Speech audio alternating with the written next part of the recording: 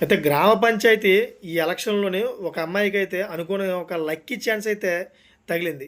ఎవరు ఊహించిన రీతిలో అయితే ఆవిడ గ్రామ ప గ్రామం యొక్క ప్రెసిడెంట్ అయింది. మరి అది ఎలా అనేది ఇప్పుడు పూర్తిగా తెలుసుకుందాం. దయచేసి నా ఛానల్ సబ్స్క్రైబ్ చేసుకుంటారని కోరుకుంటున్నా.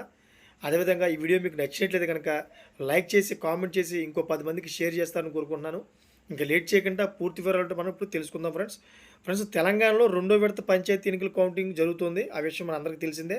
అయితే ఏకగ్రీవ స్థానాలు మినహాయించి ఇవాళ 3,911 పంచాయతీలు, అలాగే 29,917 వార్డులకు పోలింగ్ పూర్తి కాగా ప్రస్తుత కౌంటింగ్ నిర్వహిస్తున్నారు.